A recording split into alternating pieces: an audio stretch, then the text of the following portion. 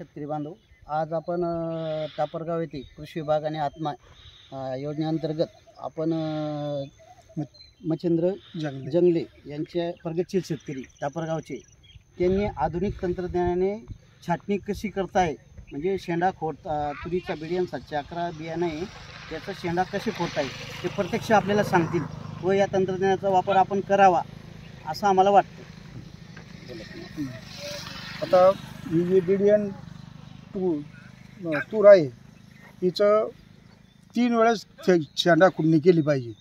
एक प्रथम 30 दिवसानं, नंतर 45 ते 50 दिवसानं आणि 100 दिवसाच्या आत म्हणजे 90 दिवसाच्या आत असे 3 वेळेस तिची खुडणी केली म्हणजे बाकीचे जे बाहेरचे जे फाट्या असतात ते सगळ्या सारख्या चालतात आणि लाग बी त्याला सारखा लागतो.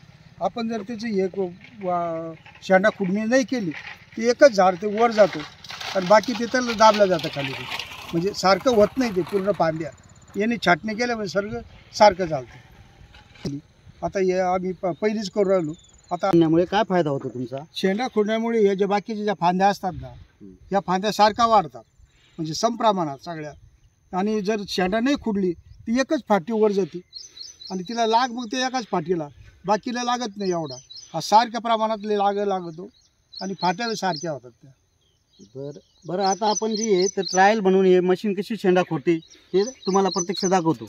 बघा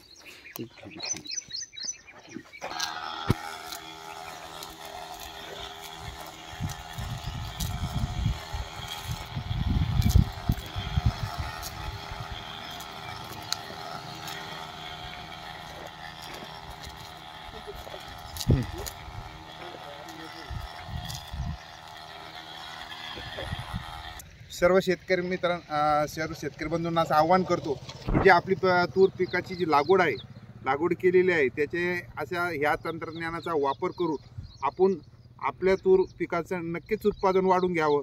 आणि अशा प्रयोगशील शेतकऱ्यांनी ज्या पद्धतीनं त्यांचं ज्या पद्धतीनं फवारणी पंपाला या पद्धतीनं त्यांनी जे कटर मशीन वापर करून आणि आपली शेंडे, कारण आपण हाताने शेंडे तर शक्य होऊ शकत नाही, पण मशीननं कधी केलं तर नक्कीच शक्य होईल.